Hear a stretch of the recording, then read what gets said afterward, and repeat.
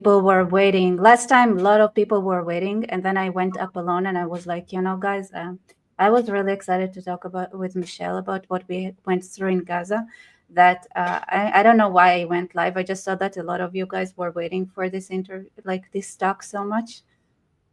But Michelle is sick, so you get me. But now Michelle is here, Yeah. and we're gonna So talk shit we're gonna talk properly.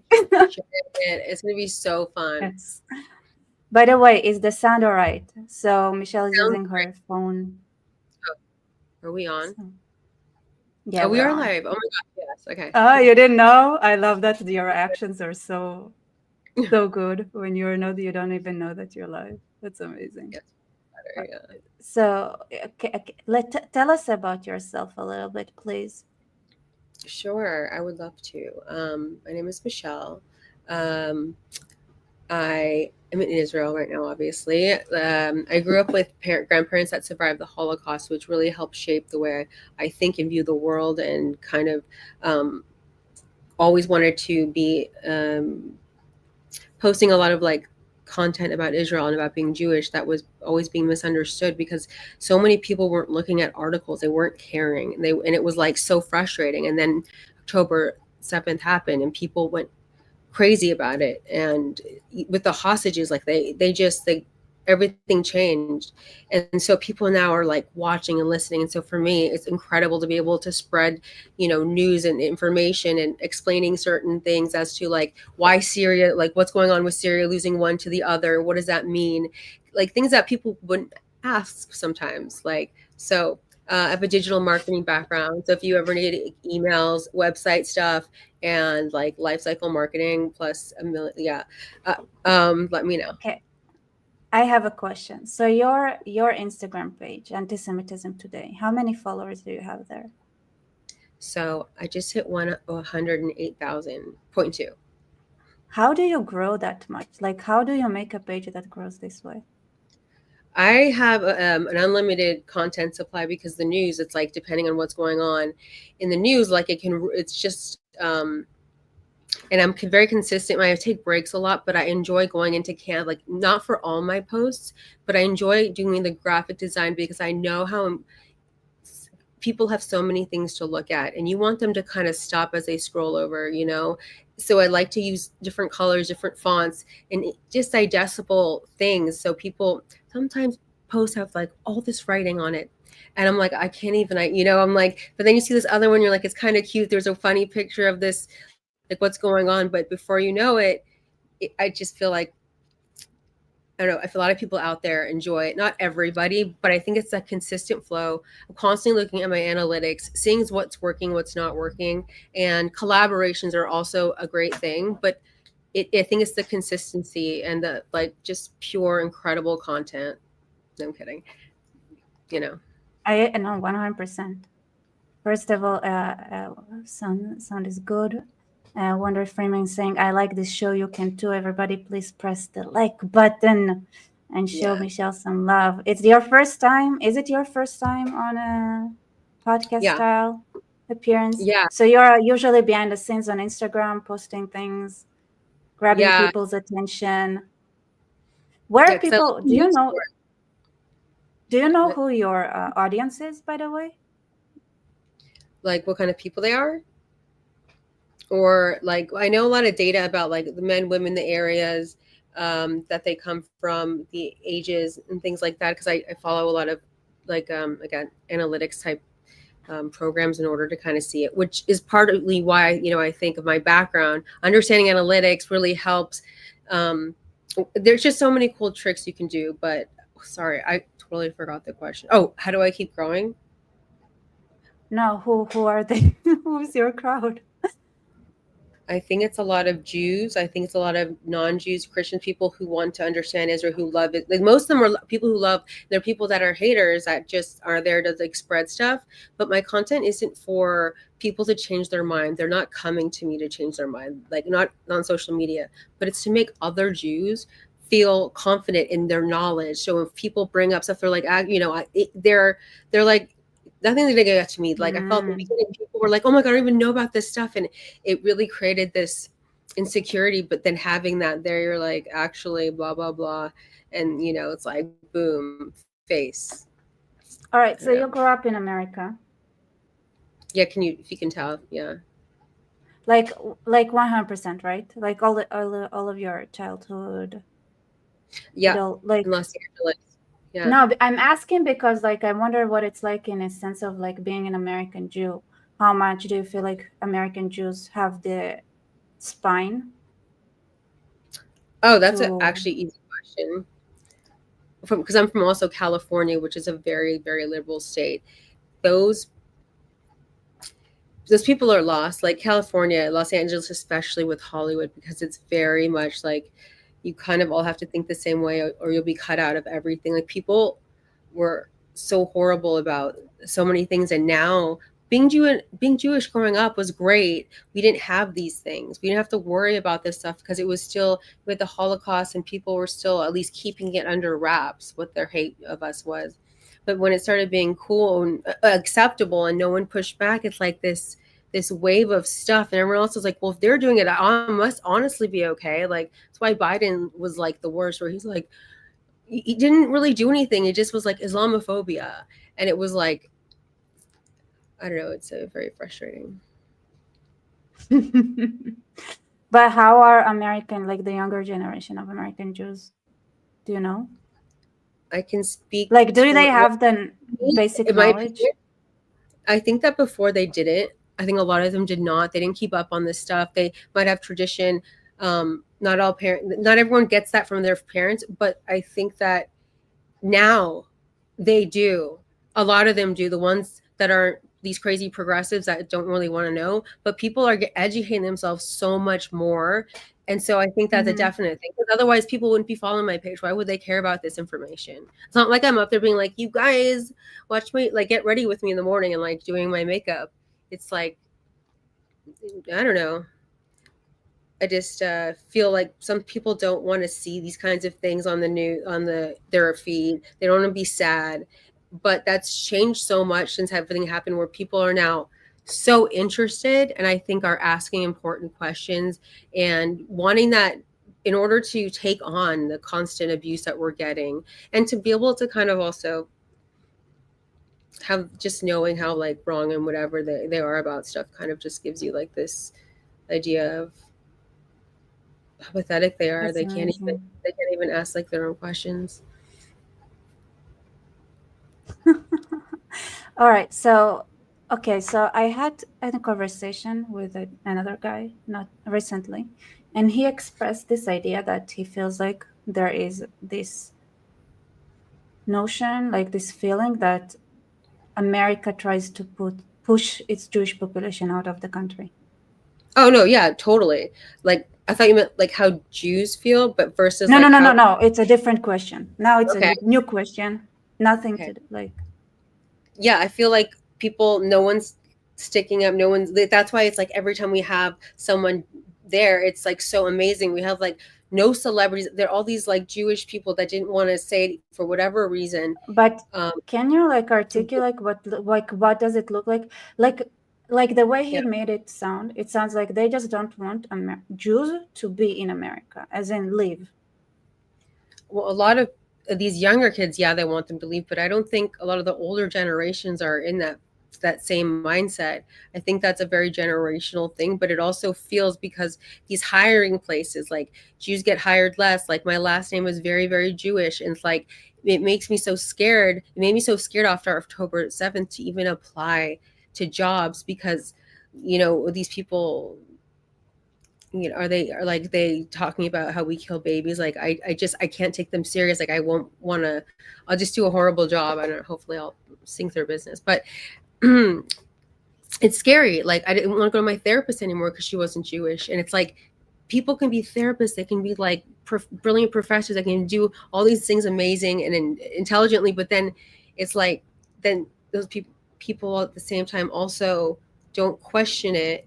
They don't want to like hear about it. They don't want to educate themselves on it. So you're just like, and the due diligence is so important. That's what they should be teaching, is everyone to be, like double checking. If someone says like the clouds are going to be like purple tomorrow, and or that they were purple yesterday and you missed it, then you can look it up, you can figure it out. Like it's an odd example because I don't think people have purple clouds ever. Yeah, Shana here is also saying, wait, they're trying to push Jews out of America. To be honest, it's enraging. Yeah, I think after Trump, Jews will be out. Honestly, I I think don't that even the think the next generation of Republicans want Jews in the country. they're definitely making it easy, but I think it's also become like overtaken by so many of these like anti-Israel, anti-Jewish politicians that are running this stuff, making it really hard, not doing anything to help, and so that's them by that way pushing. I don't think it's everyone in America, but I think it's the right people who have the most power and to influence like their people's conditions and how their businesses are going, and like to make it hell where they're afraid to be. And so with that, I think definitely um, it's just, yeah, it's terrifying Yeah. what's going on.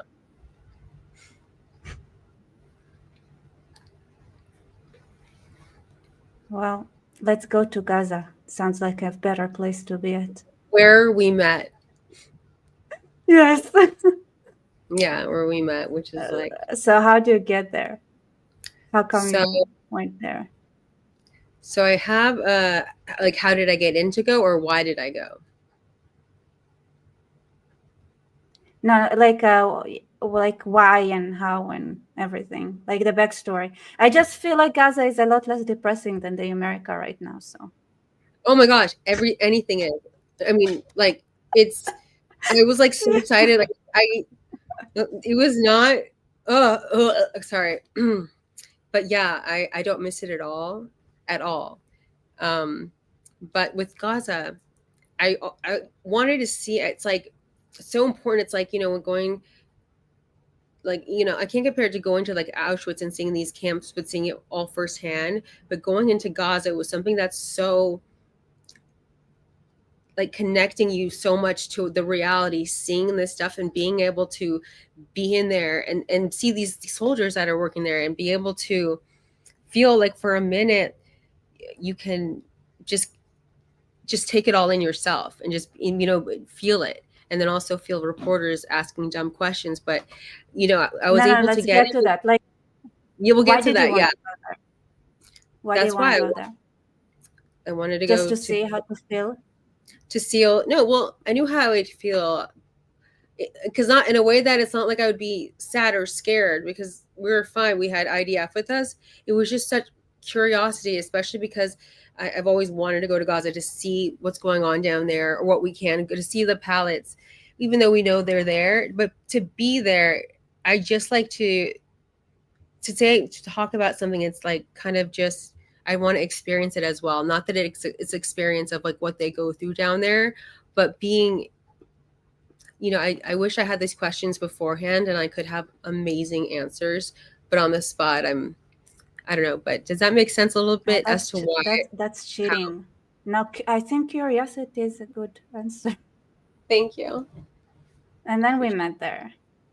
We did, because we both How was okay. it from your side? Yes. How is it from my side? Yeah. In what way? Your experience there. I shared my experience last time. That's good. I thought it was fascinating. Um, because mostly of the reporters and watching them, come around with us and try and like capture, I'm sure, something to skew and that was like the most interesting part. I actually have a post I'm like putting together about the experience in Gaza, kind of just going over all the different things that we did and was able to see, and then how reporters are just.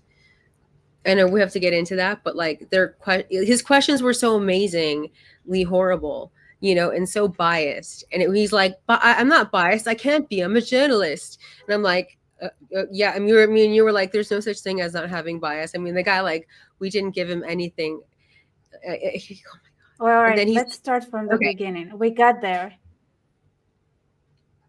Yeah, we put on First our impressions. equipment. Oh yeah, Yes. Oh, and then and that kind of made it more real. We got on the trucks with all of that and getting in there, and then being there, we hearing gunfire, hearing stuff that's going on too. It's a Yeah, they reality of just what's, shoot in the air for fun sometimes. yeah, or it's, No, I think this is what it sounded like because you can. There is a difference in pattern when you just shoot for fun versus yeah. when you shoot for war. So they were See, just shooting to shoot. how do you know that? That's fascinating. Well, because of the way the sound, like the way they were. That's pretty okay.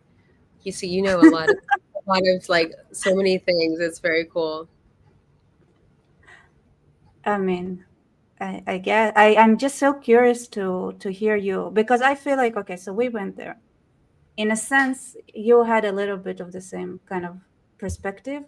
I feel like that the other reporters had. Oh, and what they Like, were mission.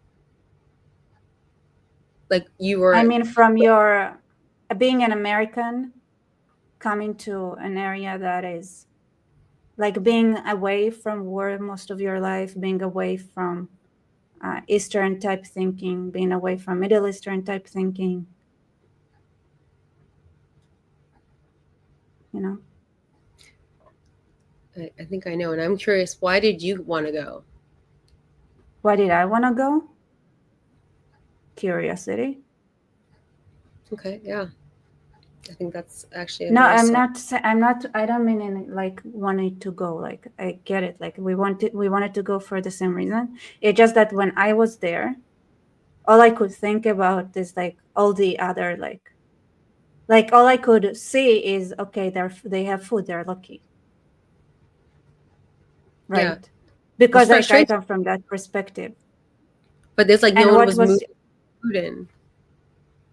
no, Yeah, I mean like so my perspective, right? When I went there, right, is not of well because when we were talking to the Dutch, right, and I like one of the things I told them that you come from a place where you think that everybody that have only two options between two type of cheeses is like poor, miserable, and his life conditions are unbearable because you're used to having 10 like 50 types of different cheese to choose from.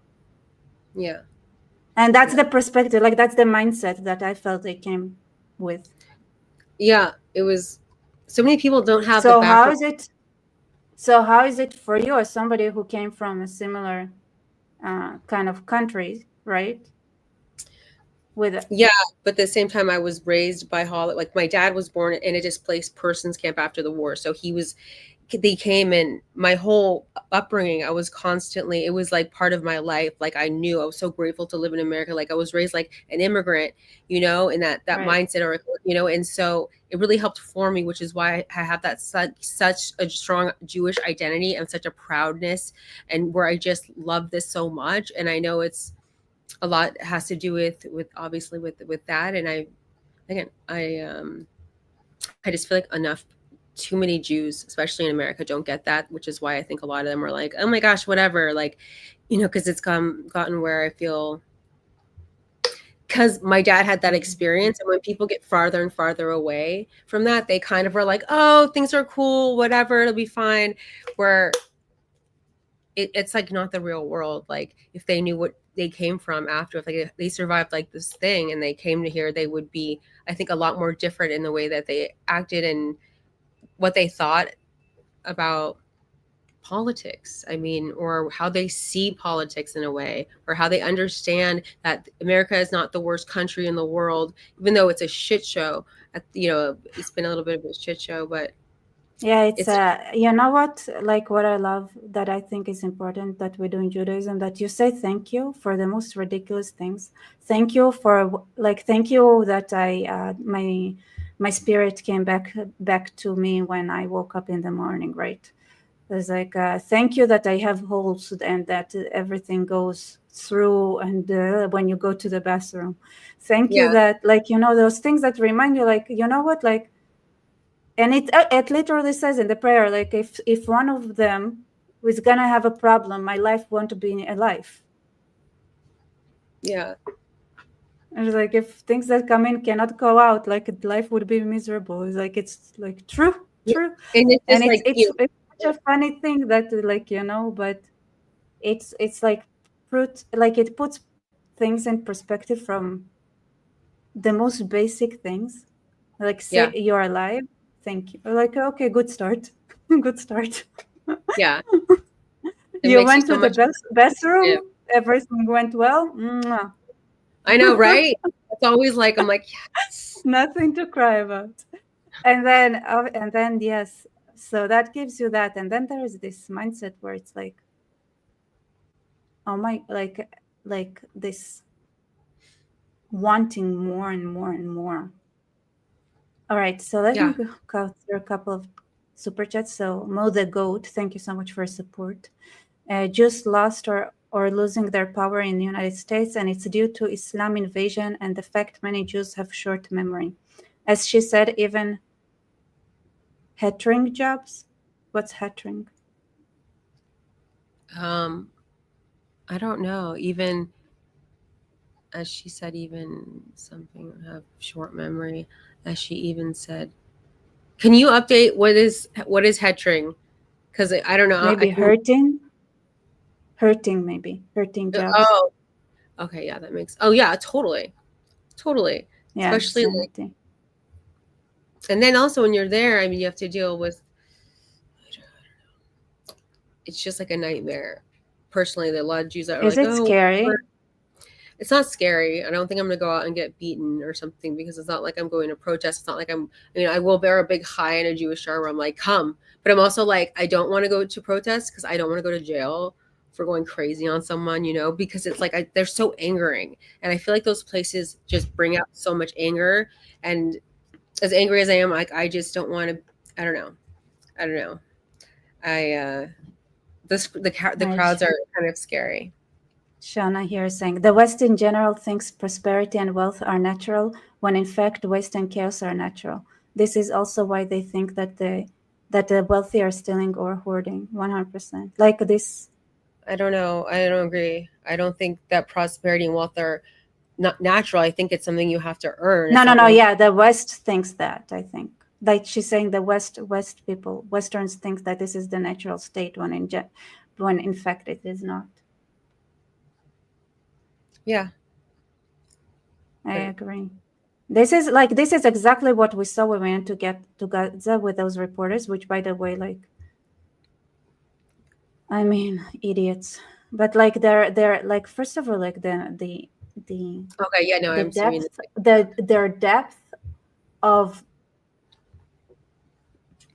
not knowing anything was so profound. It was in yeah, an achievement, like the depth of nothing, the abyss yeah, was so impressive. Like like yeah. and like those are the experts that go and generate content for the rest of the world.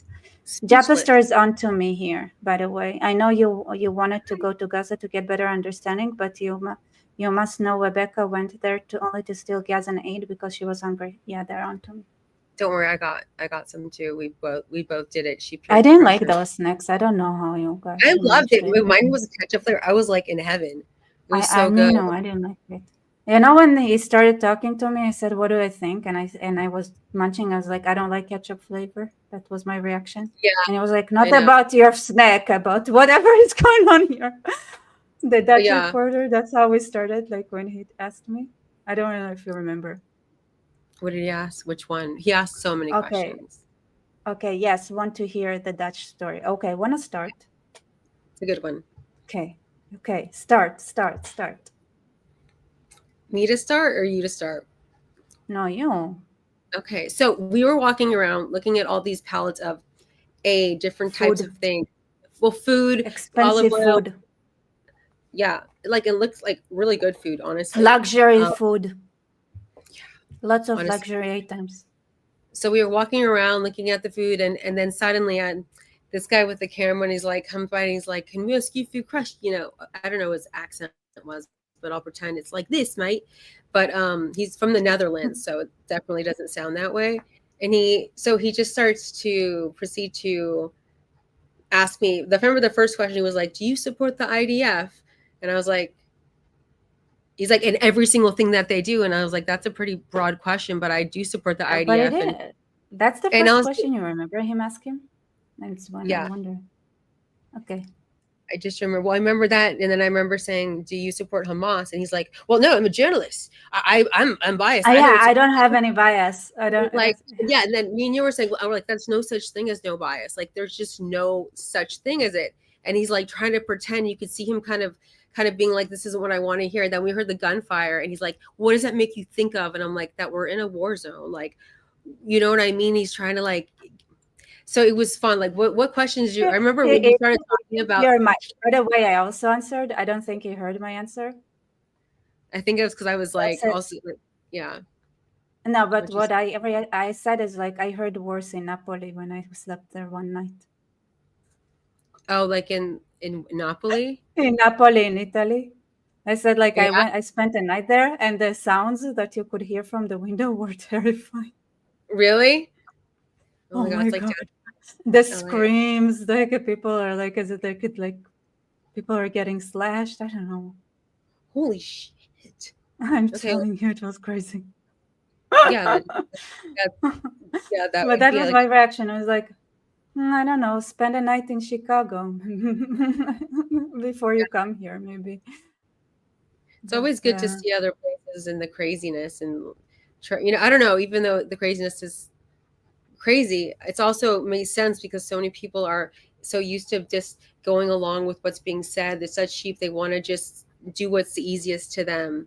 And it's like, so it's like they've gone crazy in the way that they're like in a cult. A lot of them have, or they just stopped questioning or pushing back because there's so many negatives that happen if you do, especially in California. Like, people are so liberal. If you start doing that, you are cut out. Like, the way they treated anyone that would like Trump at all, like, it was crazy. But I love being like, okay, what do you hate? What policy do you hate most about him? And they never had one. So like, he's just right. He's just this. He's just that. And they yeah. were so So upset. some dude, by Yeah. the way, some dude here is Dutch, and we know that because he never sends any type of donation because he's Dutch. But because he's Dutch, I can tell you that he is he's might be a valid source when it comes to most journalists in the Netherlands support Oh, Hamas and deny totally. it. Look at how they treat it. They're like saying how they allow for, like, they don't consider them calling to violence. So yeah, no, we know who was on the other side. You could tell right away where he's like, do you support the IDF and everything? It's like the way he said it's like, I was like, oh, this is Yeah, gonna yeah, be and everything they're doing, and you were like, how was it for you? Okay, what do you talking to like? him. You were like, yeah, but you were such a diplomat. You're like, oh yeah, I support them. Like maybe not everything or something like that. What did you say? I was like, I support them, but no, everyone has mistakes and no one's perfect. Like, I can't say I support Yeah, every single thing, but like, you know what uh, I mean? That's like a very baited question. Because then he's gonna go, you know what I mean? It's just like trying to get me into a box so he can pick apart at me. Where it's like, no, bro, you're right. not gonna do that. No, but then I came in. Yeah, and then you came in. It was awesome. You're Oh, like, tell those. I tell them they don't. They haven't been there. Come on, you need to be more descriptive. Tell people, because I want to hear your side of the story. Otherwise, it's only gonna be my side. It's gonna be tinted. okay, so, well, I remember when he started talking to you that you were just like, what about like what's going on in the Netherlands and about what's going on with the women there and what's happening, and he's like totally taken off, like with a, kind of being put in his face, like being like, what are they doing about the safety of the people, which obviously also outlines that they're not being safety for a lot of people, but to allow the women to be abused like so much as it is, and then to be like, no, they're like, I read this study and they're like, there's not like 0% crime for migrants, and it's like, um I'm sure like, who does the data, who's counting this, like, there's just no possible way, because in every group, even in Jewish people, Christians, they're going to commit a crime. There can't be one like religion that's just that like anyways, I just find No, that when so people, so by the way, so while Michelle there was saying, yes, I support, I butt in and I said, you guys, have you seen what was like? I said, well, like, yes, I support them, and I was like, have you seen what they did around the area here? Like how they went around and raped like crazy. and like did you like I think I asked them like did you watch the October 7th footage, like did you see what they saw, and they did Yeah. say what they do, and I said like you know what like our soldiers like, and then I went like super personal. I was like, and I went straight into, yeah, they protect us from getting raped. If it wasn't for the IDF would be getting raped right now, which I totally do not support, because that's their Yeah. mindset, like 100%. And he couldn't say anything, like he didn't refute it, he didn't say anything, like, like I was like, like yeah, like I say like 100%, I don't want to get raped. And then I was like, oh, you're a dude. Did you ever feel scared from somebody coming in? You were like, And you're a he tall white guy. You're like, what have he you had was to like, worry you're a about? tall, Like, I huge dude. remember that. And I started asking him, like, have you ever felt threatened from a guy that trying to do something to you? Not only that, Yeah. like you're a dude, you're also like very a big one, right?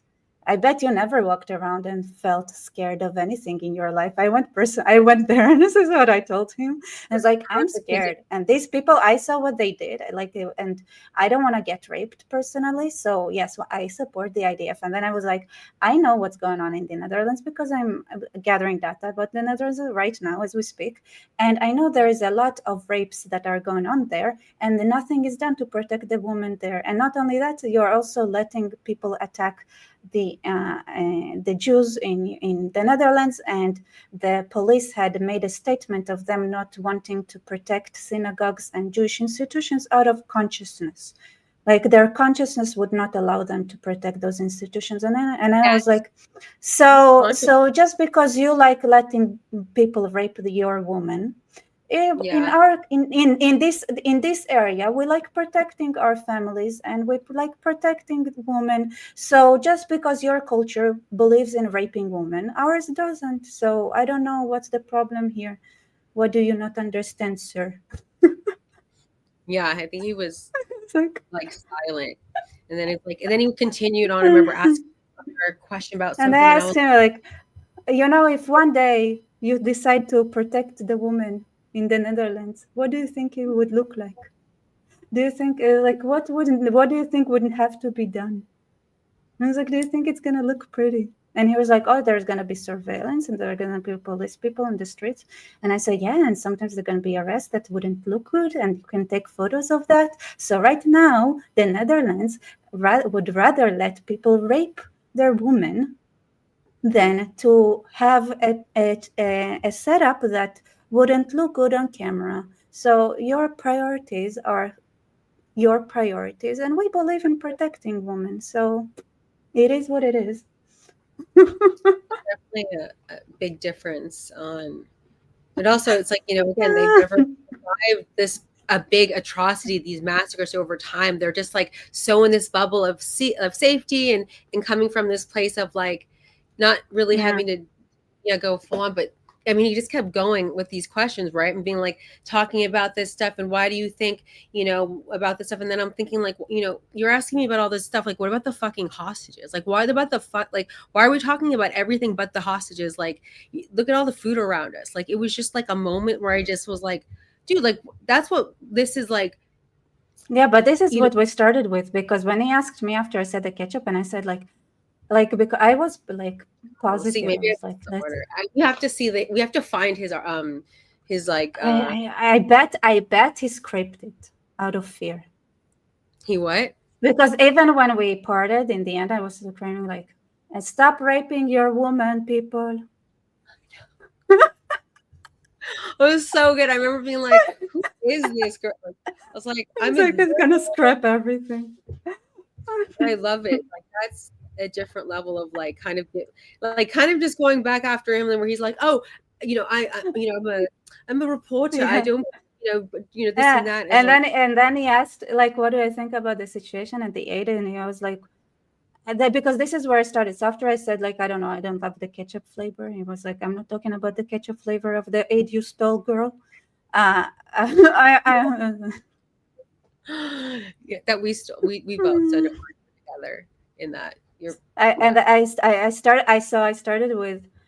Oh my God, can you believe how amazing that is? Do you know how much humanity had to advance, like in technology and everything, and organization wise, to be able to arrange such a and food coming from the whole world? Like I saw ramen from all over the world, like a lot of Yeah. different representative of countries, and I was like, oh my, like it's amazing that we live in an age that people like the international community can arrange itself like that and send aid. And I was like, don't Yeah. you think it's amazing?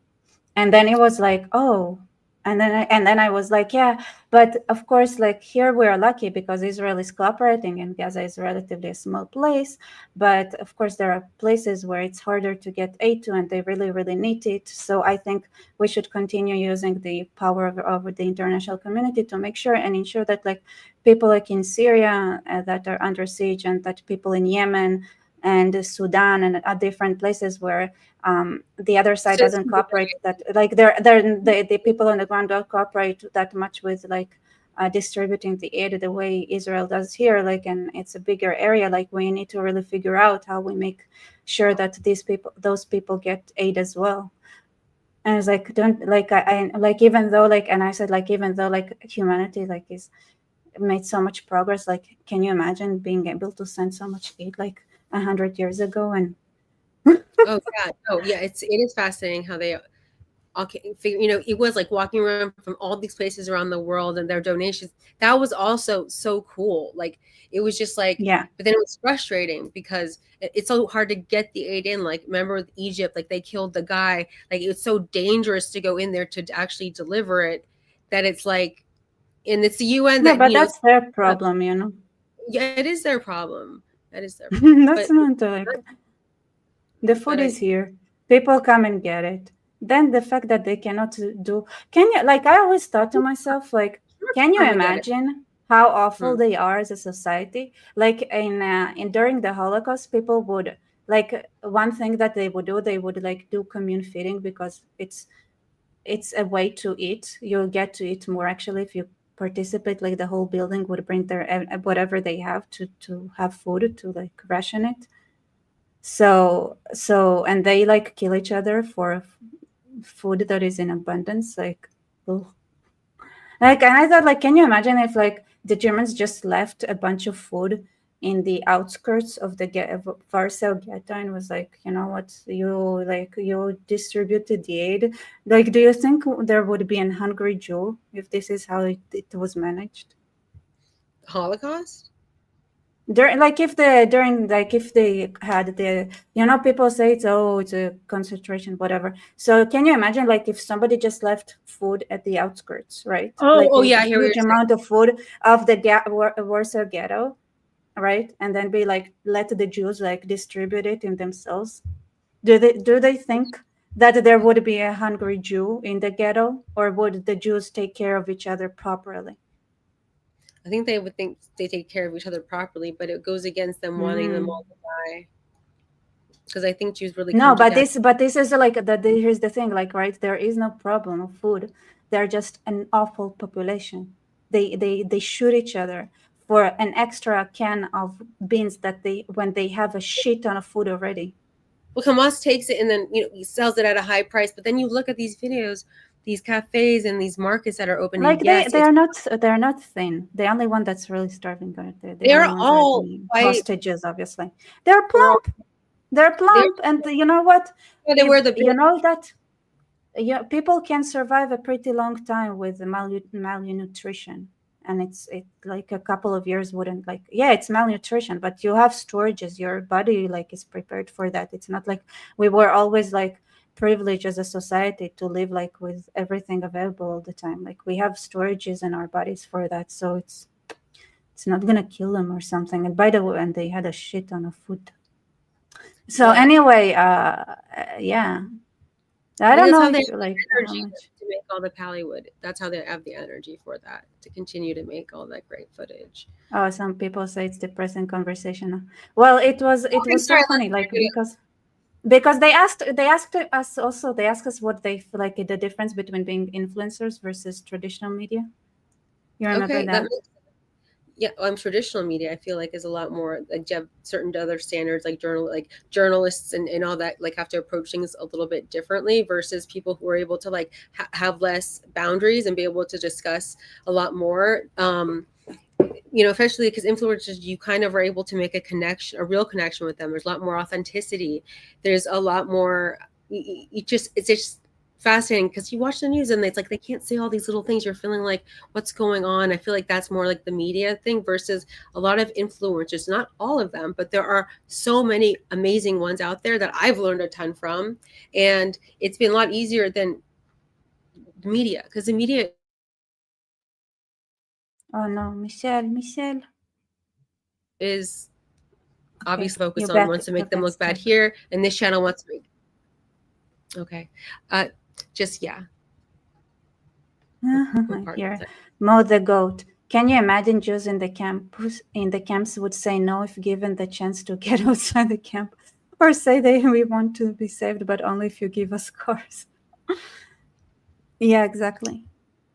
Yeah.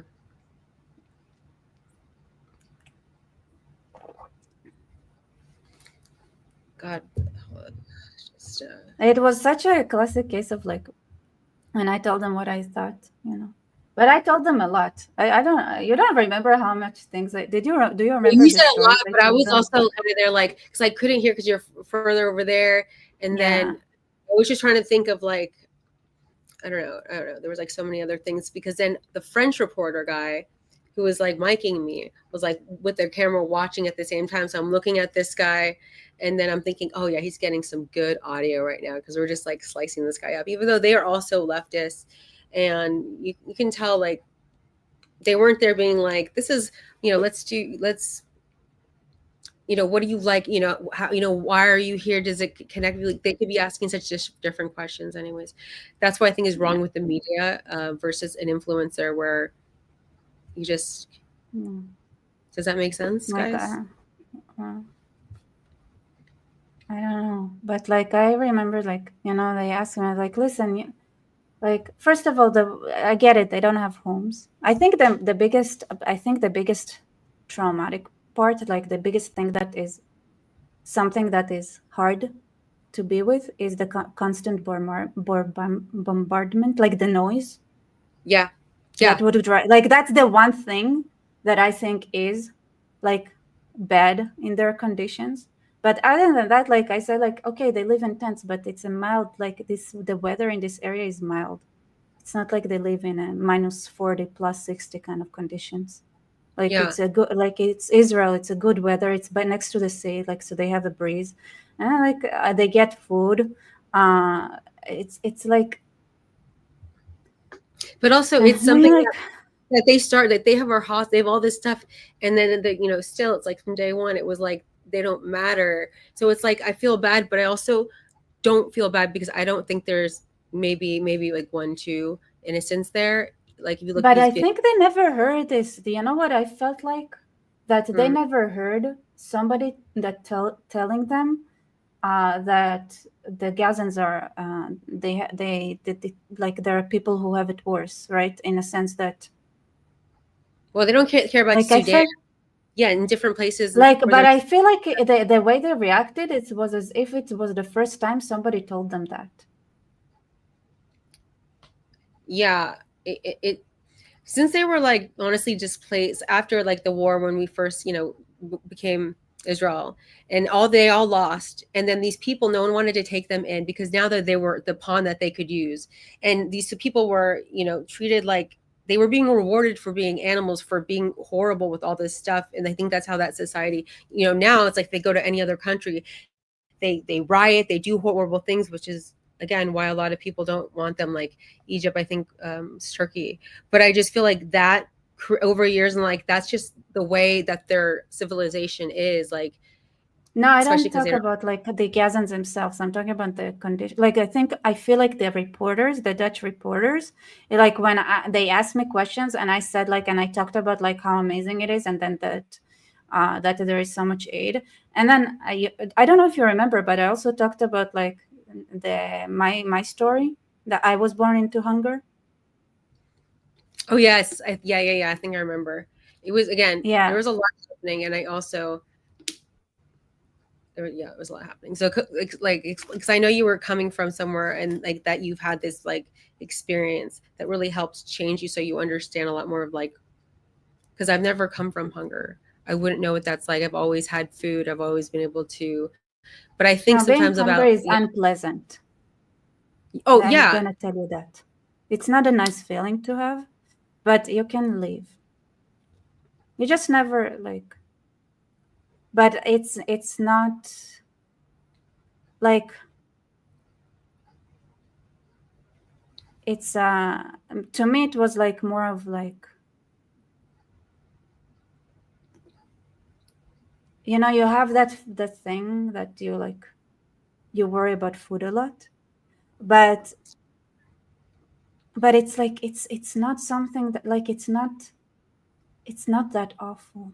Like it's, I mean, it is when you're really hungry, right? And I don't know like what there, because the amount of hunger like that my parents are experiencing, it's not something that I had because I was a baby, so I don't remember. But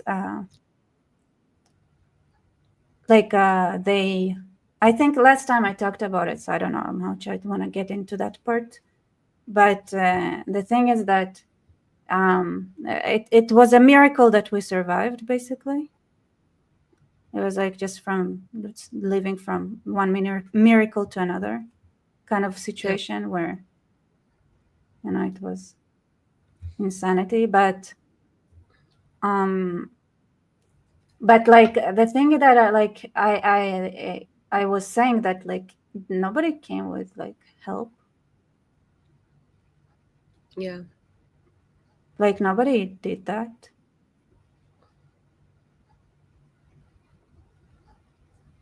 Like there are places like people who, I'm sorry, deserve aid way more. By the way, you know that there is a there is a lot of malnutrition and starvation now that is starting in Iran. oh really? Yeah. I just think of Sudan a lot because there is such, In the south of Iran. What about things that are happening in Baluchistan? Nobody's talking about Baluchistan. yeah, I know about Buchistan. What is it?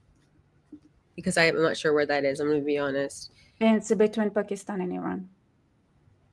Gotcha. But like Okay. there are areas and then and I think I feel like it was the first time that they heard that there are places with people who deserve the aid more than the Gazans because the Gazans suck Yeah, and they don't get it and nobody cares. but I'm sure it makes them super angry. These people that, I just think And then there's so they much. like you're coming here and reporting the people who are lucky as if they're not. Because I said it, all you know is the Netherlands. And Yeah. for you coming from, you remember that I told the story about the Africa exploration and different explorers that came. No.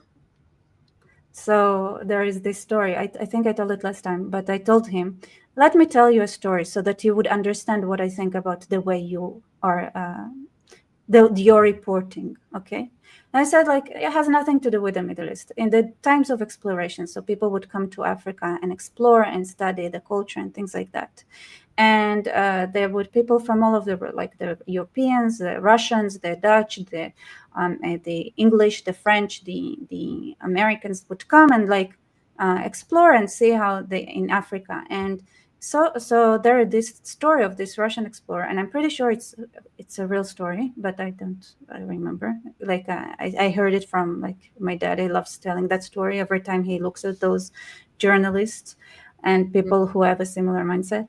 And that Russian like explorer that came to Africa to explore would come and sit down with the locals and like, you know, eat, drink, live life, blah blah blah. And at some, he said one day, like they came to him and said, why are the Russians so weird? And he would say, what do you mean they're weird? Like they're different. And it's like, what do you mean? Because when the French come, they look around and they start asking questions like, how you doing? How are you? Is everything all right? Do you have everything you need to survive? Blah blah blah. Like how do you feel? How is it going? Like how is it to be you, right? And it's like the same with the English, then the Dutch, and everybody's coming and asking how can we help. And then you the Russians don't ask us that. You just sit down and like chill. And the Russian was like, and then this is what I said to the Dutch were and I remember that because I put my hand on that Dutch reporter. You know what the Russian told him? He said, What? "We're white only from the outside. The Russians are only white from the outside." And said, "Not So even all white people have the same life experience. And the fact that they had food looked as good enough for the person the Russian explorer. He had no need to go around and say, oh, how do you survive? And like the weather is good and you got food. yeah, Lucky you, yeah, you know?" And it's like, and this is what I feel about your reporting. Most of the world doesn't live like the Netherlands. You come from one of the most rich countries in the world. Richest, really? Is it Netherlands is the richest? of course, not richest, one of the richest. One of the richest countries in the world. And you I look didn't. around, and to you, you feel like there is poverty and that they're miserable. But that is only because of your ignorance and not because they are. Yeah, they just put their focus on other things, not the safety and security. The yeah, I so it's Don't like that's worry, they also had starvation themselves, right? It's not that the Netherlands never had anything or experienced anything in their what was the lives. starvation? The starvation, what did that come from?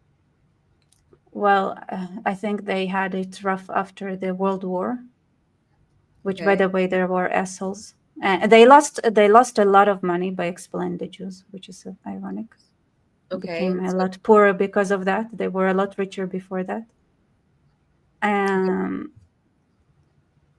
And so but that yeah, made it hard to find food because that sucks. That's like the depression in but America. but but in general, yeah, they have food. Netherlands is the second biggest food exporter in the world. Yeah, but they did have times like where they were struggling. I don't remember exactly where if there's times they were struggling, but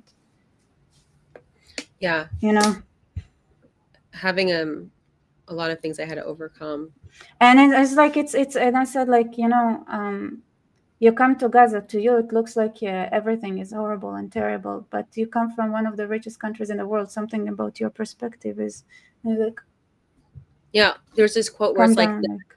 like someone comfortably in the West trying to dictate what Israel should be doing, like from the comfort of their home, not even knowing what it's like. No, I It's just mean like like I mean just the fact that they come and they think that the Gazans are miserable means that they know nothing about misery. I mean, they're self-inflicted misery. But when somebody is sitting and cutting their own wrists, then of course they're miserable and they objectively are miserable. But what can you do? yeah, Like no, yeah, you can help us, like send them to psychology. But people, you know how it feels like to see people who are hurting themselves. yeah, And like, why do you do that? You have everything. Why would you hurt yourself like that? Like, why do you keep sabotaging yourself? Why do you keep cutting cuts in your wrist? Like, why do you keep like inflicting wounds upon yourself? That, yeah, it is miserable to look at. yeah. But a lot But of, I mean, just but that's not. But that's a different type of misery. That's a self-inflicted misery that there isn't sometimes much people that. get depression, and it's not so much it's more so. Yeah, and yeah, I get it. It looks bad and everything. Then they are objectively miserable, but it's not that they're starving or it's not that they're And people objectively miserable miserable. They're over things just that like in America, people are miserable. They're like, this is the worst. We deserve this. Everything here sucks. Like we have nothing. And it's like they think they're miserable because they have so much freedom. So they make misery and issues out of things that are not big things, which is why they're like able to be like, Israel's not a big deal. It doesn't really matter what happened. We're it's just, we're the ones that are the victims. Everyone is so quick to, right. I don't know.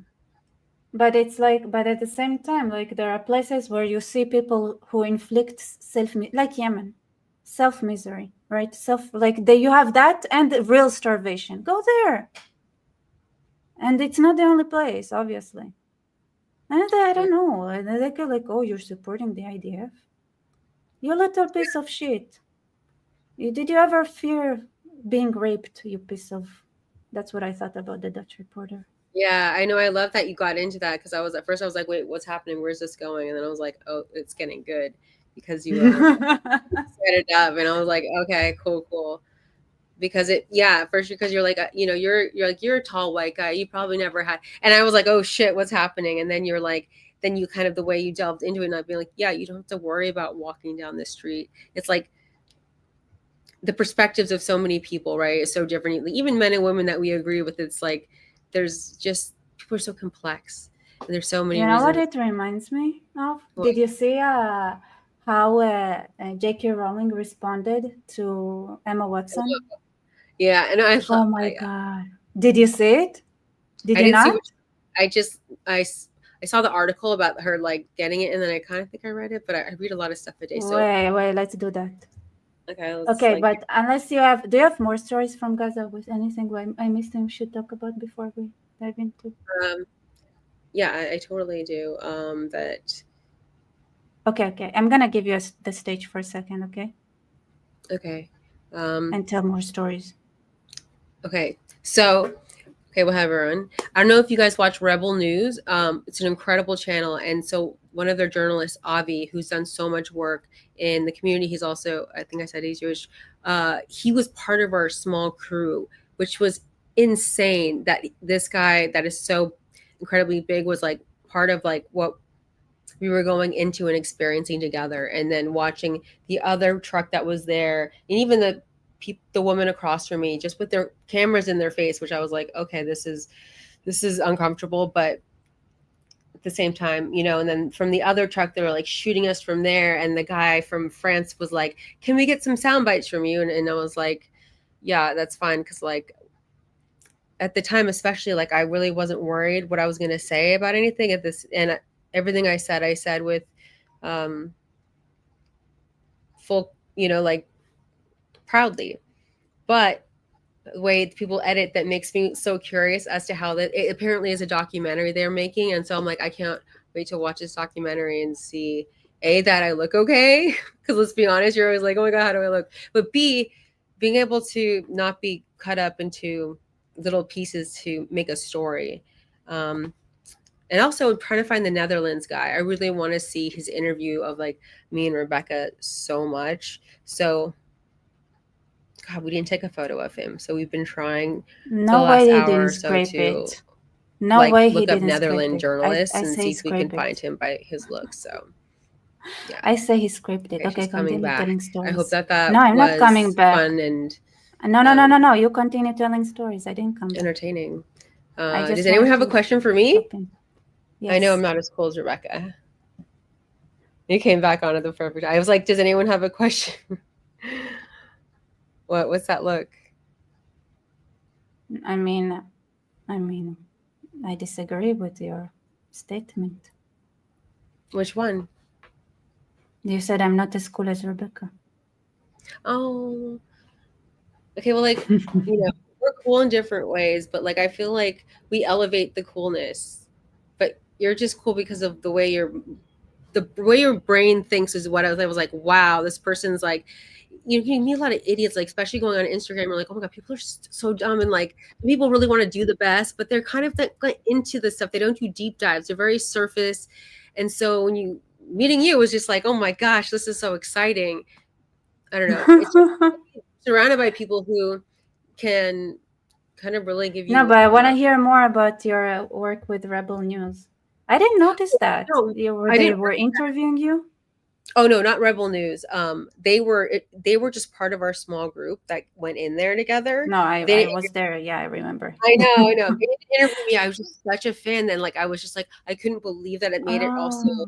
Yeah, and he was off doing his thing, talking to people like spokespeople and getting like a great um, footage. And then while the other guys were just like stalking us. Like hoping that we would like slip up. I felt like the whole point of them going in Oh, was to yeah, the French guy that had like he tried to trap us. I told Uri, I don't understand. Like, if you want to hear somebody saying that Gaza should be annihilated or eliminated or whatever, then he could go to my channel. Right? I know, like, I yeah. don't. You don't need to bug me. You're like you don't. I don't like. You don't need to put like I try love to doing it catch with me the on. backdrop of Gaza, I'm and like, then be oh, look at this woman. She's not even a journalist, and she's in there talking. I mean, again, that's probably not his accent, since he's French. So maybe the it's like, French guy. yeah, the French guy with the Yeah, microphone. I don't know what he thought he would get. Like, I know, but he was honest cute, to so I was God, like, like, sure, put your microphone on. But I knew, it was like, I know these people are not going to be pro-Israel. Like, you could tell by A, the looks, and B, the, but you always hope deep down that they'll be looking for something. But that's what's, again, wrong with media, is that they come from these places where did they you kind of, listen to the questions they had to the soldiers, where it's like tough questions, that who had, I only saw like obvious the stuff. reporters, like they They didn't tried to talk to the. they didn't ask them questions. They said that the soldier said that she's not allowed to speak to them. Did you see them speaking No, to no, them? but not on camera. Yeah, but like not without filming the face. It's just the faces that I couldn't film. They could So, still record. Or like, like, the French guy about it, and he said we weren't allowed to speak with them. So I'm wondering if he's, no, you could speak, just not film the faces. yeah, exactly. So he lied to me, or was it the Dutch I guy? talked to the soldiers. Obviously, they talk. You talked to them, did you? Yeah, I did. They're Any great. cool stories? Well, like, Yeah, they they're were just a cool. bunch of, like, young kids that were, there doing their Yeah. duty. Like, felt like, let's all get beers right now, and just, just wanted to let them experience, not this, and then dealing with having, I'm sure every day they must have, like, people coming in, and some of them are great, but they also know a lot of them there just want to be trying to take this in a bad frame, and to make them look, a lot of people I feel in Israel are always like, why does the world hate us? And I'm like, it's such a complex but also answerable question, I feel like, but it's like not Why logical in does the this. world hate us? Well, like, yeah, First of Israel, all, you know what my question is? Why not? why not, why not they Why hate not us? hate us? Yeah, why not? No, listen, Like they, literally, like why not? well, I wish why not, because it's causing a lot of issues in our daily lives, as you can see in No, America, and no, like but what's, like from like objectively, like why not? there's nothing wrong with people not liking you, like, if they Like don't like, no, no, I mean like as long why as they don't not want. hate us? Why do people hate? A lot of people have anger. People who hate inside or hate themselves are the ones that have that hate. Happy people aren't full of hate. Like, in my opinion, I feel like they dedicate their things to positive stuff. When people hate, which is such a strong word, that it's like there's something much more about that person than the situation. A lot of people are so unhappy in their lives. These students, you can see their power they felt ripping down posters because, it gave them distraction from their own issues. On, it's all their fault, and yeah, let's do this, and, like, suddenly everything's so easy, while you're in there. That's, um I don't know, I found that to be very, Yeah, I very think tough. they're just it's just an indication that you're a miserable loser if you have that much hate. Like I always think like Yeah, it's like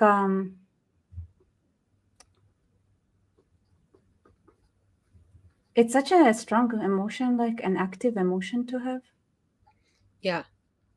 I mean, which is why I think that so many, like, that's what I think about a lot of liberals in America were so hateful against, again, this is an example with Trump, but like anything would switch, they would just switch, and they would become completely emotional and could lose all logic and get so, and it's like, I feel like that's so what's going on with a lot of these people who hate us, because they're not using logic. They're just being like, this is someone we can blame. This is easier. Like,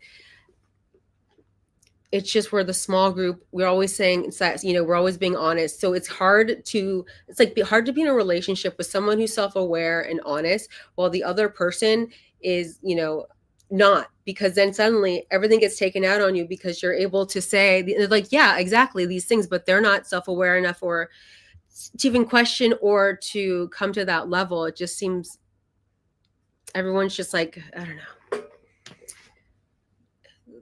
they've called it's yeah, hypnotism, indoctrination, brainwashing, obviously all those things.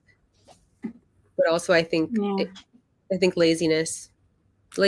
People want stuff that's easy that people are doing. They want to be included in these events. They want to have stuff to do, and they want to get that praise. And if they change their ways now, they're going to like lose so much and have to face what they were like from other people. So I just feel like I don't know. So that's why I hope things change, but I don't know if they're going to change. I really think hating together really connects people. Oh, people who hate together are like they say that like who like it together, whatever. But to hate, to bond over that, yeah. Hating together. Oh my God, it's so Yeah, let's go out satisfying. there and show them. Let's go Oh do this. my, And look at what they're like doing it's now. so much fun too. I love It is hating kind of, together. it's kind of okay. Next time we hang out, Like we no we were let's hate together. yeah, we're gonna hate together. We're gonna hate like doors are closed and we want them open. No, like I I don't know. With hate, it's such a strong because I feel like if I have hate in my heart about stuff, I have anger and I have things, but then it's like brings me down because then it's like that's time and energy I have to put towards that. And I'm like, I just don't want even to have that. It's like they're not even worth it. It's like these people on Instagram, like when they message me, I was like, okay, well, whatever you need. Like it's just not worth getting into it unless you're kind of giving them a funny comment that throws them off. I'll give you an I also example. think it's such a power move to hate with somebody because then you have like something on them and they have something on you. I mean that you guys hated on them on something. Like if you hate on something, Yeah. But it's if like you they have the power, right? to expose Like you the other, can, yeah. yeah, you've got a bond now where you guys like can't. Yeah, it's kind of like Mm. a way of like solidifying that connection. But also, it's like you realize when you start hating on, like, say a lot of people hate on people, then you start realizing this person I might be hating. sometimes hate on men. Men annoy me Yeah, but sometimes. that's cool. And listen, sometimes there's a woman. Every now and then, there's a special case. Okay, but I'm saying No, I overall, mean, like, yeah. sometimes you Except meet. my dad and my brother and my like those who are family, they're cool. I think if my family guy members weren't cool, I would think men suck a lot more than what I think because I always like remember. No, because they stalk me, they follow me, they won't let me alone, they lie. Like I hate them. I hate that. Yeah, there's not a lot of like. Like I think every time I went out recently, like somebody start following me. That is so. Yeah, like I know. We're leave gonna me take. alone. That's what I feel about guys.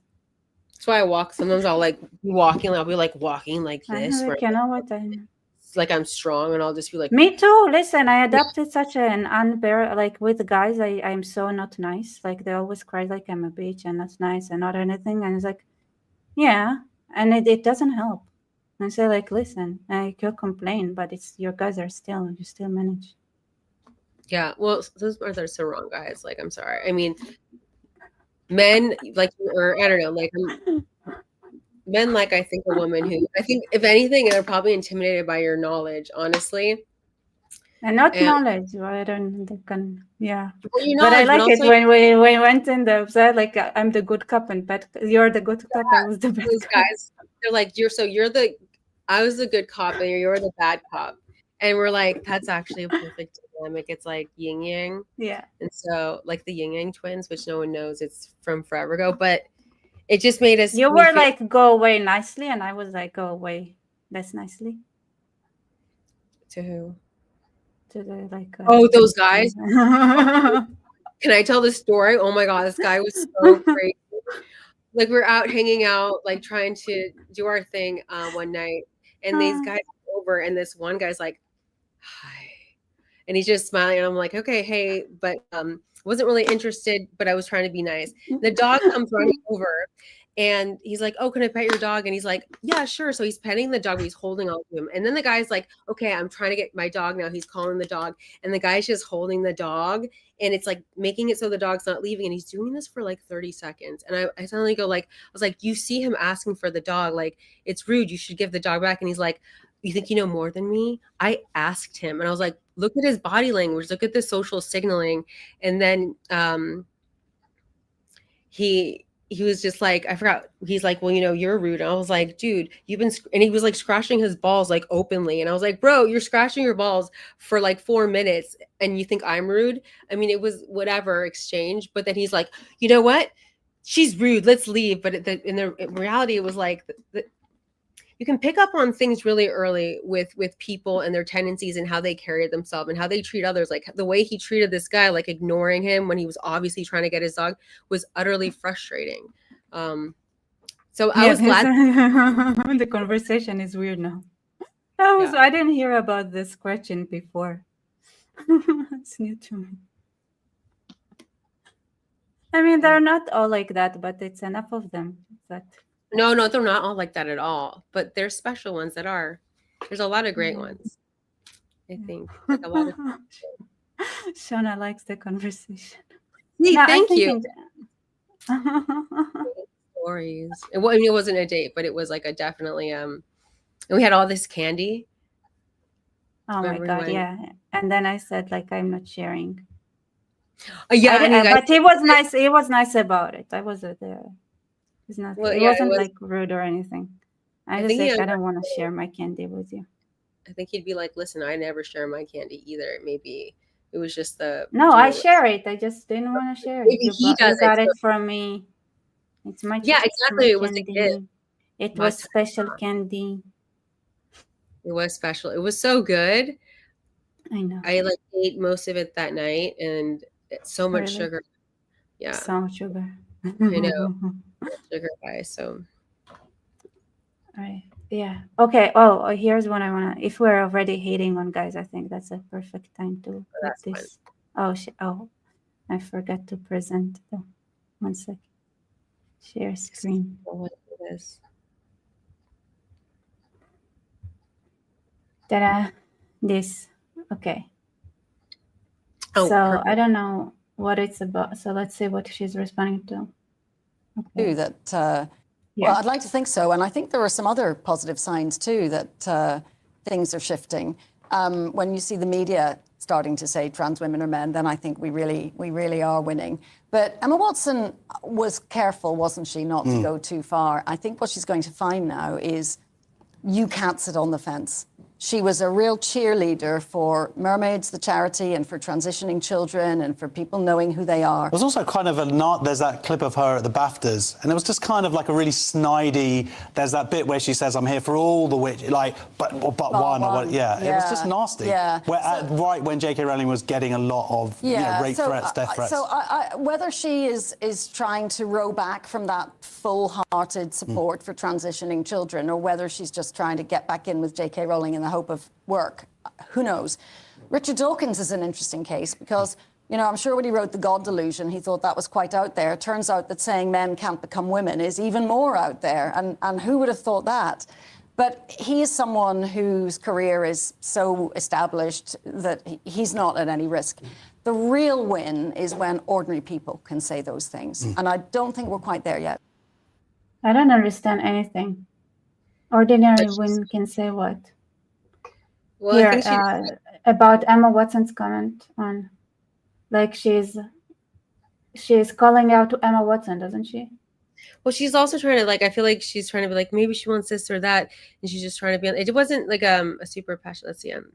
So I let's don't see. understand. Okay, It's such a weird. But I'm seeing quite a bit of comments about. How about you, Reed? Okay, so I'm seeing quite a bit of comment about this. So I want to make a couple of points. I'm not owed eternal agreement from any actor who once played a character I created. The idea is as ludicrous as me checking with the boss I had when I was 21 for what opinions I should hold these days. Emma Watson and her co-stars have every right to embrace gender identity ideology. Such beliefs are legally protected, and I wouldn't want to see any of them threatened with loss of work or violence or death. However, Emma and Dan in particular have both made it clear over the last few years that they think our former professional association gives them a particular right, nay, obligation, to critique me and my views in public. Years after they finish acting in Potter, they continue to assume the role of de facto spokesperson people for the world I created. When you've known people since they were 10 years old, it's hard to shake a certain protectiveness. Until quite recently, I hadn't managed to throw off the memory of children who needed to be gently coaxed through their dialogue in a big, scary film studio. For the past few years, I've repeatedly declined invitations from journalists to comment on Emma specifically, most notably on the witch trials of J.K. Rowling. Ironically, I told the producers that I didn't want her to be hounded as a result of anything I said. The television presenter in the attached clip highlights Emma's all witches speech, and in truth, that was a turning point for me. But it had a postscript that hurt far more than the speech itself. Emma asked someone to pass on a handwritten note from her to me, which contained the single sentence, "I'm so sorry for what you're going through." She has my phone number. So, this was back when death, rape, and torture threats against me. Can you Yeah. believe it? Right? I don't know. Like this generation is so fucked. It's And actually also she's the egos older. of actors Emma's get older crazy. than me. Yeah, but she's My generation is so fucked. yeah, a little bit. Okay, so you want me to continue? Yeah. Okay. This was back when the death, rape, and torture threats against me were at their peak at any time when my personal security measures had to be tightened considerably, and I was constantly worried for my family's safety.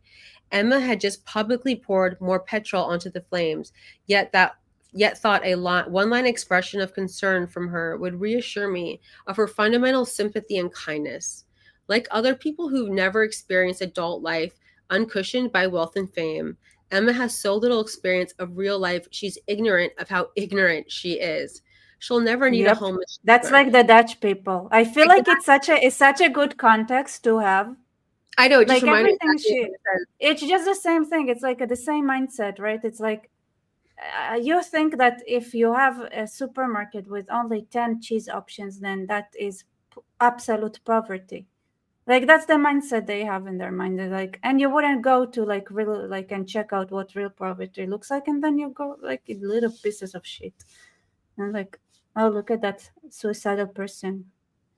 Why does Israel not take care of this suicidal person? Like Okay, the continue. okay. I'm talking like the Gazans. Okay. Oh. Okay. Emma has Okay. so little experience of real life. She's ignorant of how ignorant she is, which is great. I love it. She'll never need a homeless shelter. She never is going to go placed on a mixed. She's never going to be placed on a mixed sex public hospital ward. I'd be astounded if she's been in a high street changing room since childhood. Her public bathroom is single occupancy and comes with a security man standing guard outside the door.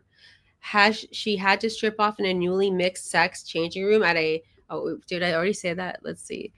No, I don't think it is. Has she already had to strip off in a newly mixed sex changing room at a council run swimming pool? Speaking of which, you know, like a weird experience I had recently. Like when I was in the beach, I went to the changing area, and there was this lady that brought her son in, and her son wasn't that young already. He was like, and I was like, You're like, can he wait outside? He's not a child, and this is weird. that it's weird to me. I just looked at him and I was like, you know, I don't think it's good for him, honestly. Like he was at this age where it's too young for it to be anything that is normal. That like too young for you to feel like he is any sort of threat, you know, but too old for him not to be affected by looking at women like get dressed. Yeah, it's your kids. They don't even know. And like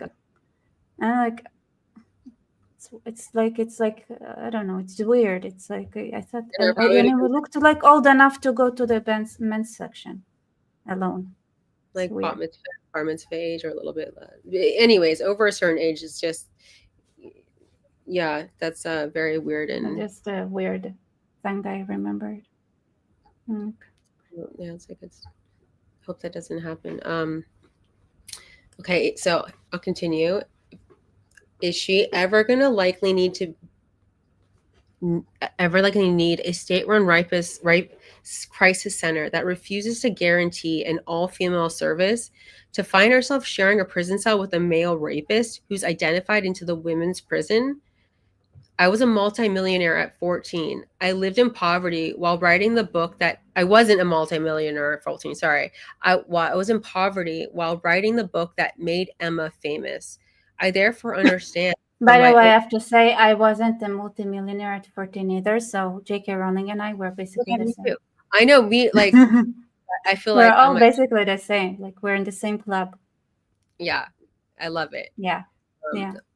but yeah, I remember hear these stories how she lived in poverty while writing No, these she books. really did, like in a real, like, and I think she needed a shelter because she had an abusive ex-husband and stuff like that.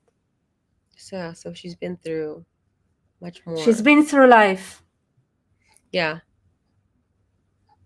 Yeah. she has. It's There's no it's like But adversity. I'm good with just us stopping at that part because in staying in the same club. Yeah, Yeah. I know it's very We don't long. I we didn't don't need realize the rest of it. No. I mean, like I we always don't need the loved reading rest of in class. I was like, yes, I'll no. read. I mean, we don't need that. I lived in poverty while writing the book. Like, I mean, this part already sets us apart from her, which I think is distancing ourselves from being from the same club. So when it comes to the club formation, I think we can stop here, and this way we are still in the same club as J.K. Rowling. I'm leaving on Anyway, a continue. what? Can continue. Yes. Okay, so I lived in okay. I therefore understand from my own life experience what the trashing of women's rights, in which Emma has so enthusiastically participated, means to women and girls without her privileges. The greatest irony here is that had Emma not decided in her most recent interview to declare that she loves and treasures me, a change of tack I suspect she's adopted because she's noticed full-throated condemnation of me is no longer quite as fashionable as it was. I might have never been this honest. Adults can't expect to cozy up to an activist movement that regularly calls for a friend's assassination, then assert their right to the former friend's love, as though the friend was in fact their mother. Emma is rightly free to disagree with me and indeed to discuss her feelings about me in public, but I have the same right, and I've finally decided to exercise it. Woohoo! Yes. Girl, yes. She's classy. She's like, that's what I love about her. She's classy. Bye, toxicity. We don't need you. Later, girl. Bye bye. Yeah. We don't go. You don't go here. We don't. Yeah, I find it fascinating. And a lot of people are saying because Emma Watson hasn't worked in like 7 years. She hasn't made a movie in years. So a lot of people are saying that this is also part of her, trying to get. I don't know. So there's lots of different. No, it's like I'm sorry, like all those actors, actresses, like a feeling that they need to like put her in the spot. They need Shut consequences. Up. Yeah, it's not something like you go. You have to put like. Yeah. Right. Like you can shut up, actually. I know, right? People have the option of having no opinion, yet it doesn't seem like people or just like, yeah. Emma Watson's been thoroughly annoying, and to be honest, since Harry Potter. She's been like, no, this is how it has to be. And I'm like, anyways, I really did love her though in the Harry Potter series. I loved all of them. I just can't. I just thought about it, like how heartbroken would I've been if J.K. Rowling had turned as well to be. Don't say that. Oh my gosh! Don't even say that. That would be like because it would have been such. I mean, oh my god! The thought of it, I feel sick. I love her. I know, right? Like, can you imagine the insane, like, because there are people like I don't have any feelings towards what's his name, Mark Ruffalo. No, not this idiot. Like the writer, Stephen King, I think. Oh yeah. I think he went extremely like I don't like, but if you like, can you imagine? Yeah, I mean, he's also a weird guy who lives in this fantasy world. Like a lot of these people, these actors who know nothing about this stuff are like so excited to talk about this stuff that they know a portion of, and it's because of especially because of the attention. And in Hollywood, like I have friends that work in Hollywood, they're directors. You cannot fall out of line. You won't work. You won't work. Like you have to keep your mouth closed, or it's just a really scary climate in that way, where there's so many ways it affects people and their life, which is why, yeah, like you're saying, they're trying to drive Jews out of America by interrupting their life, making it hard. And I mean, I feel like, don't- right, I'm guessing, I think like when I'm talking to people, they're like, how do you survive? It sounds like they have like their own like closed looped communities of Jews Oh, and things like that. So you wouldn't have to even interact with the guys in America, right? So it's like you always have a go. goal. It's not that big, like maybe but you see when they're walking around, there's goys. You can't avoid them, but at the same time, not all of them will attack But you. like So. you can if you like just walk like that. No, like a horse. So you always want to look them in the eye like this, because then it's like if you don't want to look down, because that way it's like I forgot what kind of animal, but I learned this, and like so I'll always like look at people like in the eye, like when I used to walk through my car at the parking lot at night. My mom would always give me all this safety tips, but I was just like, the worst nightmare I have is for something to happen where I'm out of control, where someone has me down and they're doing whatever like what happened on October 7th to these women was just like sickening. The thought of it, of them women still being there, like it was like that. It was very difficult. The thought of that, because it's just one of, I think, the biggest fears. And then in the way and the horror. So okay, I'm just reflecting on. Yeah, no, it's hard about like what I'm thinking is hard, right? So, like, because we're secretly working on a secret campaign behind the scenes to change the education in a rather neutral way. You know what scares me? Like, even if you present people a way to better themselves, like, are we at a point where a lot of people are so self-damaging, where they don't want to be better? They don't Yeah, want I to think have a so. better life anymore.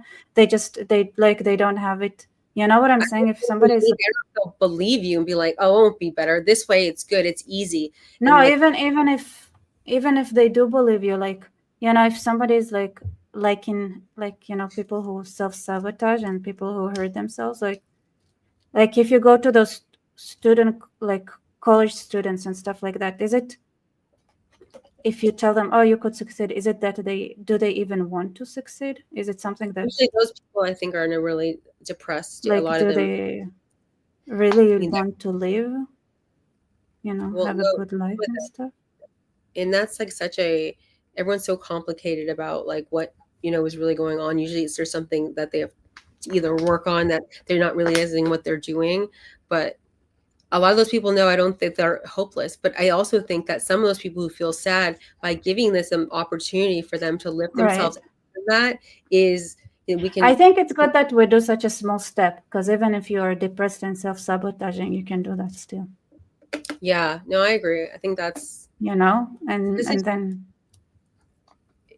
it opens up for lots of possibility, and then kind of getting, maybe they'll start like a new hobby, they'll question this, and then having things that helps the mind. It helps, I don't know, connection, even through questions. 100%. All right, any more stories from Gaza that you have in mind? What was your overall impressions, by the way? Like, how would you summarize it? I'd summarize it mostly, I felt overshadowed about how much the news agencies were focusing on us.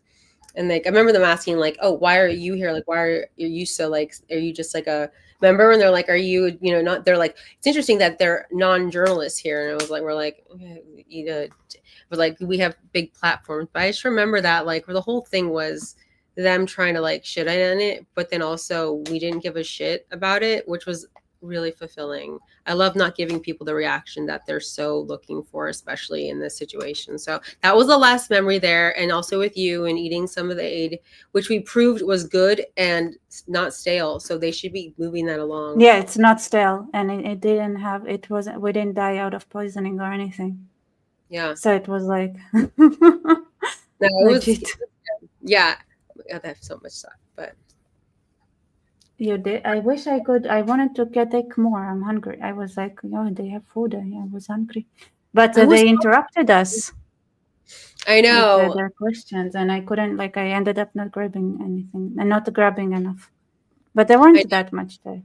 got home and I was like, I should have got another bag, like, because I had eaten it. And I was like, but yeah, yeah, there are yeah. hungry people in Israel too. What about them?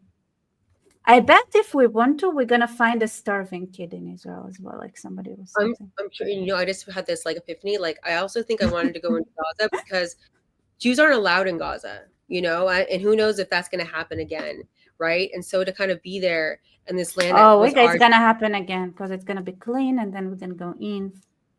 Okay, good. I like because they're not gonna stop until they get cleaned. This is why I don't like the people are like, oh, is there like a ethnic cleansing? It's like in the end of the day, it's gonna look like it because it's They're the actually choice that they're Jordanians. gonna make. What? Yeah. No, it's a choice, right? It's a choice. So in the Nakba, right, it was their choice. They chose to live. Yeah. So, but in like, hindsight, like they could paint it in whatever way they want. And they choose to fight to the death, right? It's their choice. They all started the war. It's like it's their choice. What do you want us like? They didn't stop. Everything's been their choice to celebrate. But it's gonna look the same. It's not good. There is no ethnic cleansing. I don't care. It's gonna look the same, you fuckers. If it looks the same, I'm not gonna go into that corner. Who needs to think about that? Well, they're just good at messaging. They're really good at messaging. You know, Qatar, like they're not good. Like I don't know what they do. Well, I don't think their messaging is that good. It is. Well, look how well it works because they have. I mean, they've been working with Russia for counter-propaganda for so long. They use all the good stuff against us. They try to frame it in a different way, but it gets to these kids because they do it simple. They repeat it. They get them highly emotional, and in that state, you just get hypnotized. So these kids, you know, and there are photos of all these like things happening, and here we're not showing that, you know, all that stuff because, you know, we're just. But you cannot have. How do you know that people have a way stronger reaction to negative than positive, and negative feelings have outweigh positive feelings? It's just human nature. That's why.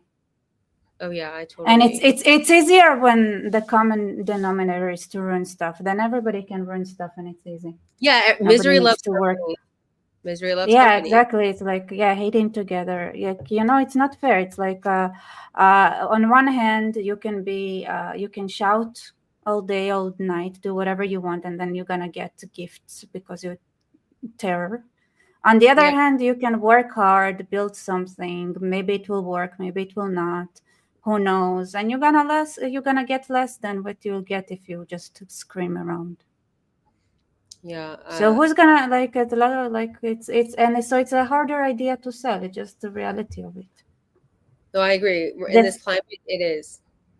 Yeah. So I think here's the thing, right? It's especially hard because there is such a low IQ phenomena that is going on. We need to gather all the smart people. So the smart people who are willing to do, you know, what's the smart people do. Like we need to come together and understand the situation and like. You know? Yeah, but I feel like so many people have tried. I don't know. It's just like I think it's about the, like you were saying, and start worrying because we're gonna win, because those who work hard and do the right thing, and long term it wins. We're gonna be. But the problem is that getting these kind of people who are more. Yeah, it takes longer to build strategy if it's a proper one. It takes takes longer, so it's so hard. It's so much time to get things going. Yeah, but when we get going, we get going. But unfortunately, when we get going, it's going to be already when it's hard. It is, but it's going to be I think really fulfilling that we'll be like, yeah, let's do it. Actually, let's procrastinate a week. No, I'm kidding. But I think it'll be exciting when we start digging into it and seeing all the ways in which we can expand that in, because what you've got is so great already, but this way we can be appealing to the masses. So it's like again, like people need such a Here, somebody's challenging me or us. Charcoal is just tell the truth. It's more of a burden to lie. my Admit dentist it. You hate Arabs. You hate Arabs, and doing a genocide and ethnic cleansing throughout the years until today to create a greater Israel. Come on, guys, admit it. Have you met Arabs? Do you think they're likable?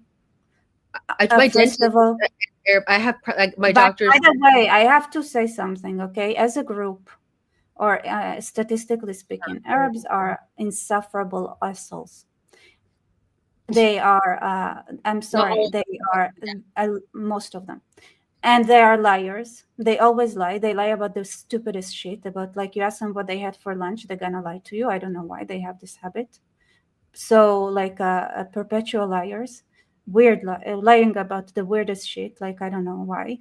And then, and in general, like, they tend to destroy everything. They are desert people, and everywhere they go, desert comes with them. It becomes a desert as well. So as a group, as everything, right? Yes, I did. You know what? Yes, I don't know if I hate them because I don't think they deserve that much emotion. You know, I don't reserve emotion on that amount to Arabs because they literally don't even deserve that feeling from me. I don't hate them. I feel sad that they are the way they are. It's kind of a sad to see. But you know, I say we need to be fair and give chances. I also think that we need to start thinking how we save the Arabs that are not bad. Like, change the strategy, like flip it and start thinking about how we get the few not rotten ones out, rather than to think how, like, because that's the proportions, right? So you're gonna get 10% that are worth saving, 90% that are not. And right now we are pretending as if it's the other proportions. No, it's not. It's 90% that we are pretending as if it's 90% that are worth saving and 10% that are not. No, it's 10% that are worth saving, 90% that are not. So I think we should really, really start thinking how we build that kind of technology and understanding and information gathering where we can judge person one by one, right? So if there is one just person in Sodom, you have to get him out. That's what I really do believe in. So that's what I think. Like, really need to figure this part out. How do we how do we figure this out? How do we find it? The good, like the people who are salvageable. But the reality is that it's a rotten society. I have several videos that explain clearly how rape culture created an disgusting society. All right, because of rape culture. Women hate their children because they were raped to give birth to them. All right, the way that you do minor marriage is minor marriage of getting a little girl marry an old man. Do you think that little girl that got raped into giving birth to you guys likes you? She doesn't. So there is this. So there is so much hate in that society. Nobody loves anyone. And here's the thing. Not, you once in a while you have that person that even though their mother was raped and your father, like, there is a magical combination of like them having like a good brain and a strong foundation. With time, that amount of people become less and less. The amount of people that get raped and give birth grows. So the percentage goes higher and higher and higher and higher. In reality, this is what people don't understand. You know why you have so many abortions now that are happening in the West? Because there is such the rape culture, it became so prominent. This is why you get it. In the Roman time, when rape culture was also permanent, 90%, like 50% of the infants would get killed. Yes. So people don't understand that in nature, when women get raped, they would kill the baby after it's born. That's the natural state. Okay. So they send their kids to commit genocide, to commit suicide and genocide as they go. That's what they do. So this is what you created with your awful rape culture. All right. So is it hate? No, it's actually disgust and sadness. And I'm speechless. Yeah, That's it's what you disappointing. created. And there, yeah, it's Did you understand now? but those Your also choice to marry little girls has consequence. Those girls hate their kids. When kids are born and feel no love, they get fucked in a way that is unsavageable.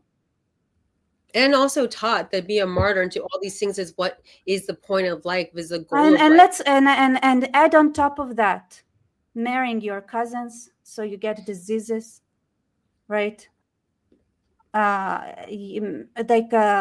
This and more than that, people who are good-hearted get excommunicated. People who are psychopaths like Sinwar become heroes. People, Yeah. not only that, they invite psychopaths from other places in the world. People who broke into Israel were from all over the world, of Libya, from Syria. Terrorists from all over the world came to Gaza for years now. So not only that Gaza specifically also gathers the psychopaths of the world in it. There's only one way or one place those Arabs need to go. So yes, of course, Nitasha, I did not forget inbreeding. I didn't forget. Your culture is vile, disgusting, needs to get extinct. Because what you do, you know why marital rape is acknowledged in Judaism? You know what's the official stance in Judaism about marital rape? Marital, meaning married people. If the woman doesn't feel like having relations,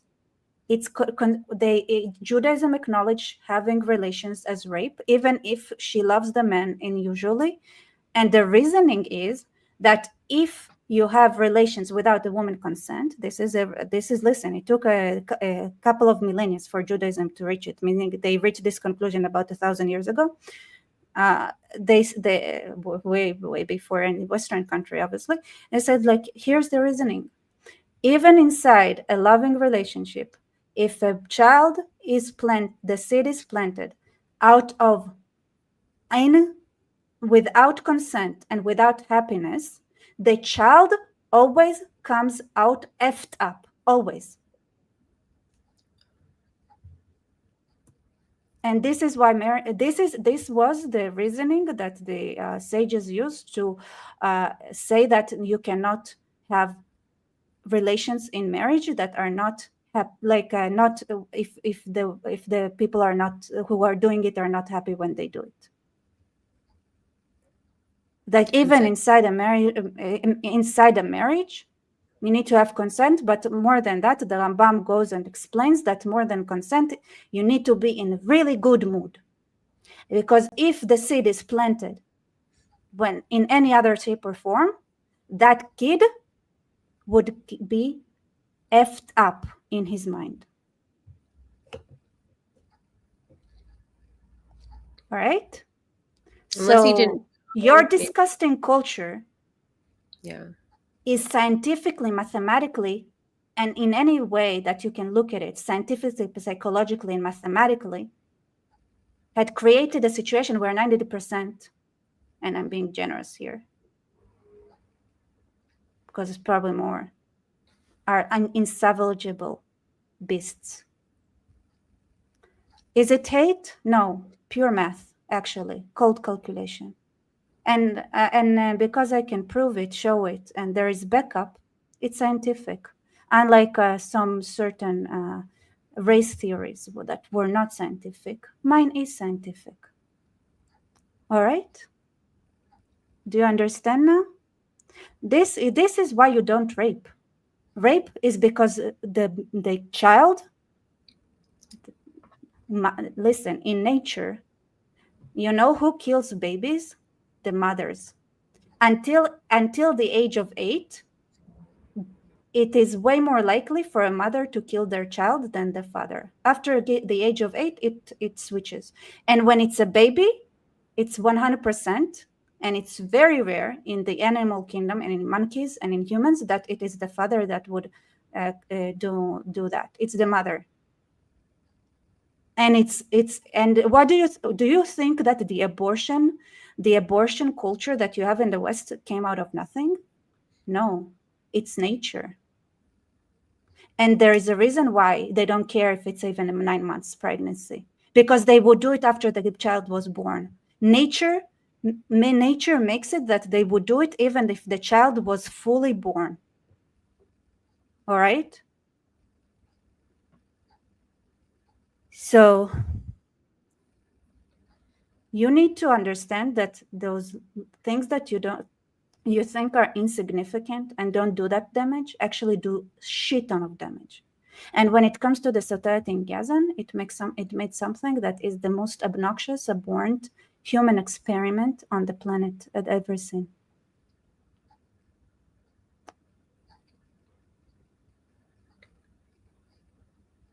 Are we good now about the Arabs thing, or do we need to?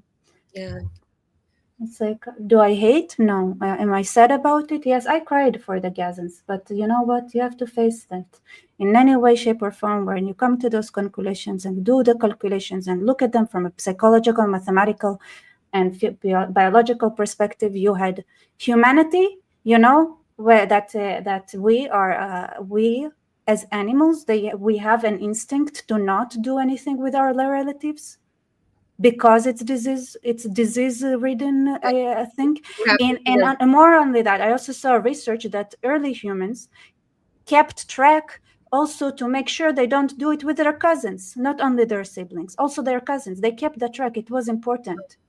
It was instinctual. But our brains, being big brained, means two things. We can override our natural instincts for better and for worse. We can override our natural instincts for better and for worse. Our natural instincts as animals is not to do things with our relatives. But as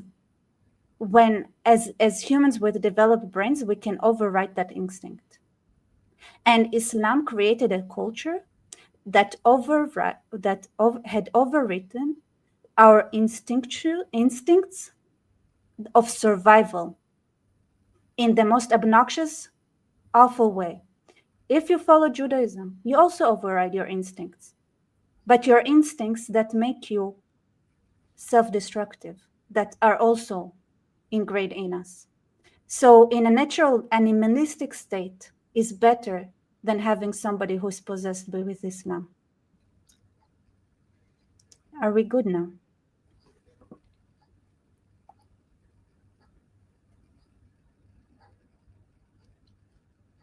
I guess that's a yes. What?